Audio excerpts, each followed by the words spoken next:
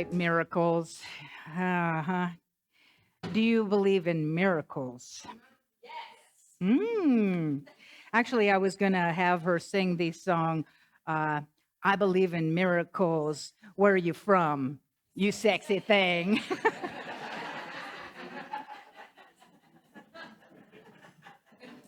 Maybe next time. So, this man was pulled over from customs, and they looked in his car and they found this big plastic can in the back seat. And the officer said, "Well, what do we have here?" And the gentleman replied, "It's miracle water from Canada." Man unloosens the lid, puts his nose next to it, and says, "It's liquor." And the man says, "Oh my, the miracle must have already happened."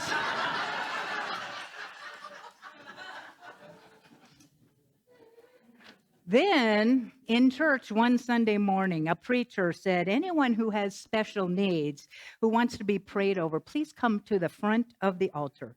And with that, Peter came right up to the altar. And when it was his turn, Peter said, "Well, what is it, Peter, that you want us to pray for you about?" And he said, "My hearing." So the preacher said, "Okay." And he puts one hand on Peter's ear, the other hand on top of his head. And he prayed and he prayed, and the congregation was so enthusiastic. And after a few minutes, the preacher removed his hands and said, "Peter, how is your hearing now?" And Peter said, "Well, I don't know, because it's actually next Thursday at the magistrate's court."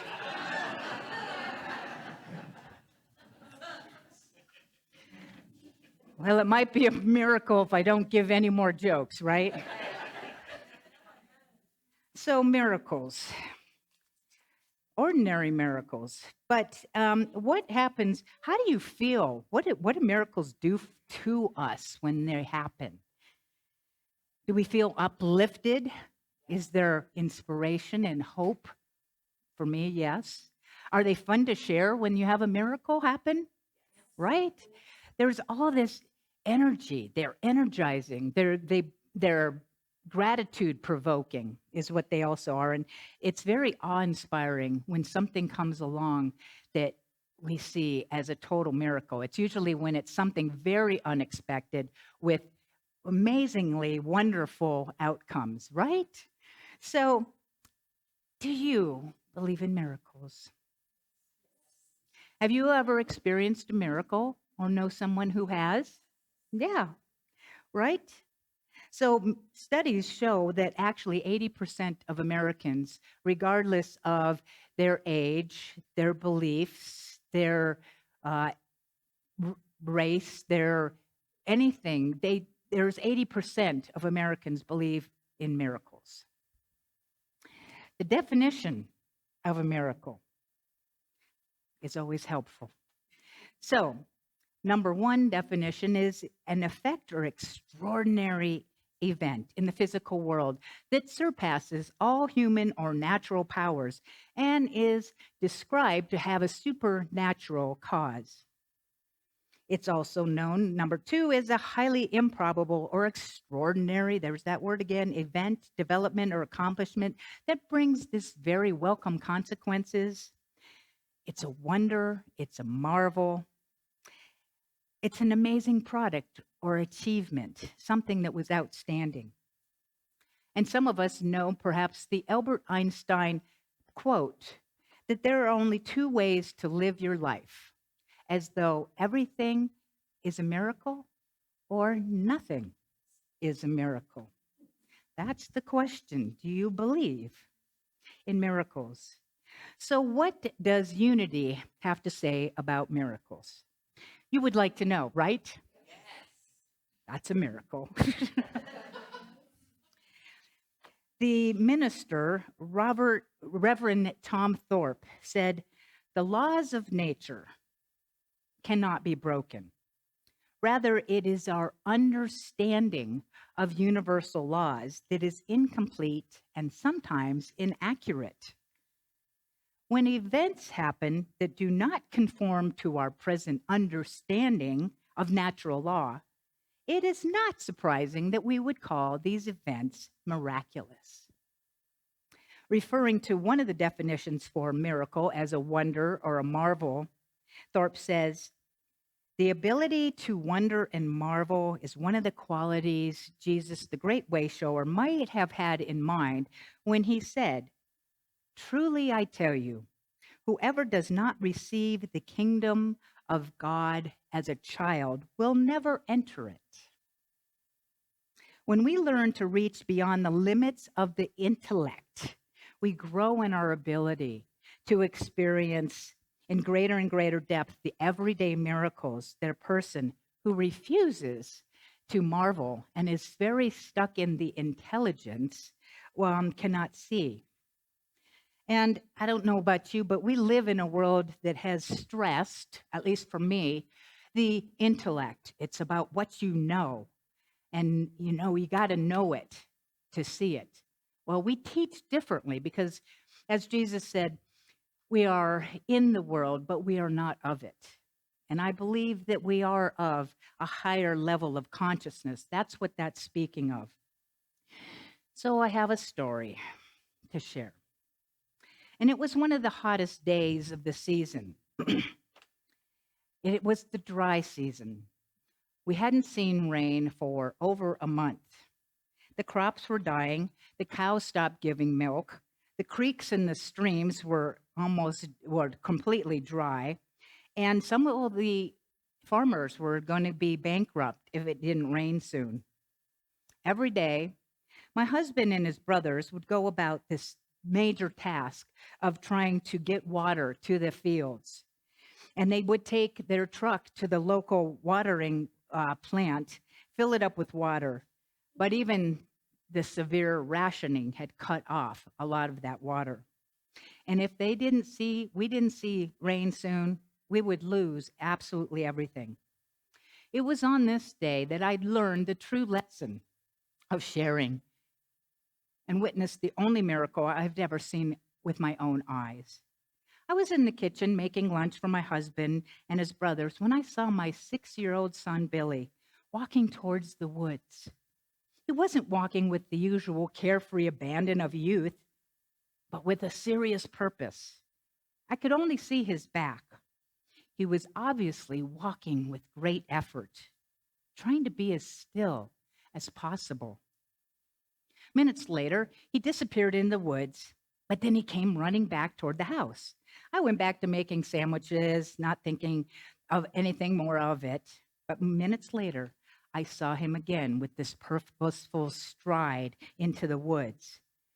And that activity lasted for an hour. He'd go purposely slowly into the woods. He'd disappear, and then he would come running back to the house. Well, I got very curious about what was going on. So I came out of the house, and around the corner, I saw my little boy, Billy. He was cupping his hands in front of him so that he wouldn't spill the water. Maybe 2 or 3 tablespoons that he held in his hands. I sneaked close as he went into the woods. The branches were snapping in his face, but he didn't try to avoid them. He had a higher purpose. So I leaned in to spy on him. I saw the most amazing sight. Several large deer loomed in front of him. Billy walked right up to them. I almost screamed for him to get away. A huge buck with elaborate antlers was dangerously close, but the buck did not threaten him. He didn't even move as Billy knelt down and he fed the little fawn who was suffering from dehydration, the 2 tablespoons of water in his hands. With great effort, the fawn lifted his head and lapped the little bit of water in his hands. When the water was gone, Billy jumped up and to run back to the house. I hid behind a tree to see what he was doing. I followed him and saw that there was a spigot that was dripping water where he held his hands out, drip after drip, getting just enough water so that he could make his way back in his makeshift cup of his hands. When he saw me, and it took about 15 minutes for the drips to fill up his hands, he looked at me and his little eyes filled with tears, and he said, "I'm not wasting." As he began to walk, I joined him. I realized that he was afraid because he had been admonished the week before for using the hose. So, as the tears began to roll down my face, I followed him back into the woods and let him do his work. As I cried the tears, suddenly drops fell, more drops. I looked up at the sky. It was as if God Himself were weeping with pride. Some will say that this is just a huge coincidence, that miracles don't really exist, that it was bound to rain sometime. I can't argue with that, and I can't even try. All I can say is that the rain that came that day saved our farm, just like the actions of this little boy saved another. I don't know if anybody will read this or believe this, but I had to share it to honor the memory of my beautiful Billy, who was taken from me too soon, but not before showing me the true face of God in a little sunburned body. Do you believe in miracles? Do we believe in miracles? What does it take to have a miracle? The word is it takes faith. It takes faith to believe that something greater is with us that can happen for us. It takes this childlike faith. And Jesus, and I have already referred to it, you must become like childlike, like Billy, in order to enter the kingdom of heaven. To have, he also says, and a child shall lead them. And I have spoken about my little nephew when he was little. He's 22 now, but when he was 4, I said, I want to have Jacob's mind. Jacob trusted. Mom and dad would take care of him if he fell down and scraped his knee. He could just run into the house, they would take care of it. I said, I want to have Jacob's mind. I want to trust the universe loves me and is here to take care of me no matter what. It's about having that childlike faith to believe and not be all stuck in our intellect. There's a book actually called The 12 Conditions of a Miracle, The Miracle Worker's Handbook by Todd Michael. And one of the things that he says in his book, he says, miracles are poorly understood. Often we think of them as events in which the laws of the universe, the laws of cause and effect, are somehow circumvented. A miracle occurs because something impossible happens. We believe this about miraculous events only because we failed to understand the process of cause and effect that enable them. Because we lack the proper knowledge, we rationalize what we observe in particular supernatural terms, when in fact what transpires has an entirely natural explanation. Ordinary miracles happen every single day.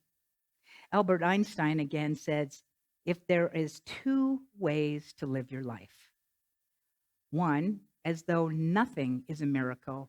The second, if everything is a miracle. Emmett Fox says every miracle is produced by the realization that spirit is present, omnipresence of the spirit. There is no place where God is not. In Science of Mind, we say there is no spot where God is not. Is it warm in here or is it me? Could somebody hit the miracle box that will change the temperature? You could just hit the button and make it go down. That would be the wonderful. Miracles happen when you harmonize your consciousness with the universal law of omnipresent good. Right? Right there, Alex? She said, I don't know what you're talking about. I just worked the miracle box. I'm teasing you. Yes. So it's about harmonizing our minds with the consciousness of the divine. And I'm going to share with you a story of how that showed up in my life. It was 95, 96 when I was first attending the Science of Mind Center for Spiritual Living in Huntington Beach. And I was learning about these principles. And part of the principles were the principles that we teach here. And the first principle is God, the divine, is all there is. And the second one being, we are the divine in expression, because if it's everything, it's including me, which is hard to believe sometimes, right? That we are the divine, and we are. And when we start to learn that. Anyway, back to 95, 96. My friend Janet and I were just north of Santa Barbara on the West Coast. And we pulled the car over, and there was beach, and we climbed down the cliff down to walk next to the water. And there was no people there. This was not a, quote, beach that people go to. It's just pull the car over and see if we can get down to the water. So we're walking along the shoreline, and the water's lapping up, and it's just so beautiful. And seagulls are there. Well, there was this seagull, as we're walking, that the closer we got, was not scurrying off or flying away. Kind of peculiar.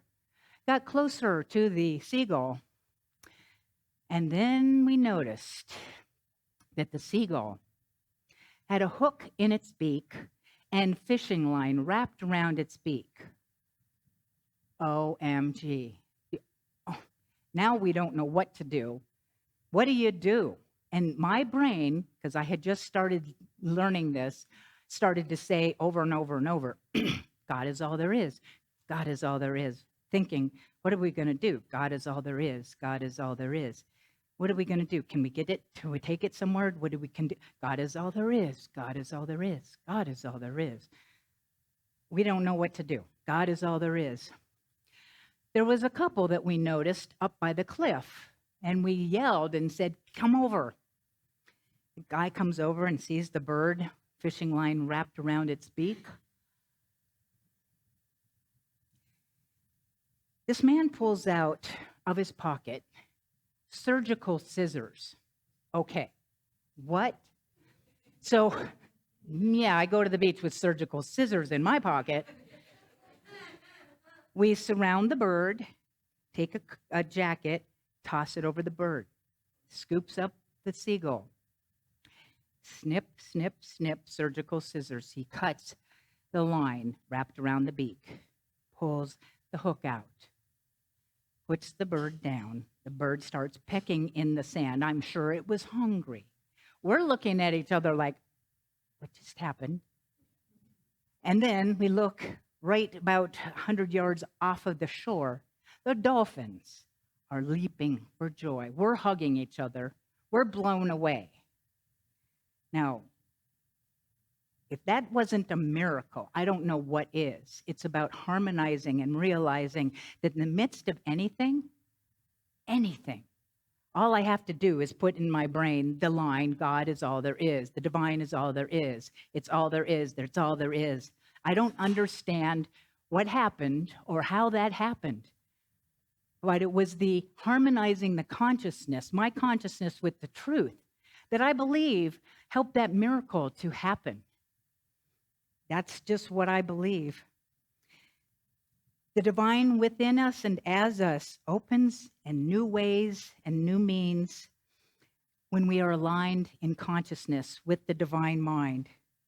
The universe is always ready to produce miracles when we remember who we are, when we remember that there is only God, which is beyond intellect and reason. It is living in our intuitive nature. It is inherent in every one of us. It is inherent in surgical scissors, in seagulls, in you and in me. Charles Fillmore, in a book called The Dynamics for Living, which I just ordered, didn't even know about it actually, he says, in every miracle there is a great element of faith. Heard that? That what is needed, the divine has already provided. It is not a question of making something happen. Rather, it is uncovering the good that already exists in the mind of the divine, which is in you and in me. Do you believe in miracles? Are there ways that you can cultivate and prepare your mind for more miracles? Yes. And I'm going to share with you when I went to Hawaii by myself in 2015, Spirit told me there was only 3 things I needed to do. I'm like, cool. What are those? And it was an acronym. And it was the acronym PATTY, the woman's name Patty, Patty. And it said, first of all, PA, pay attention. Pay attention. Because miracles are all around us. They're everywhere present. Paying attention to miracles, knowing that they are there. So PA, pay attention. Then you have the T. The T is when you trust that the universe is miraculous, that we're trusting and having the faith not in God, but of God. So you're a divine being. Not to have faith in something outside of it, but the faith of God. The divine would go, there's miracles happening. Am I willing to go? There's miracles happening in this situation, in my own life. There are miracles and they are happening, and I trust that. So you got PA, pay attention, T, trust, and TY, say thank you. When you give thanks, and I like to tell people when you're filling out that prayer slip, at the very beginning, you write, I'm so happy and grateful now.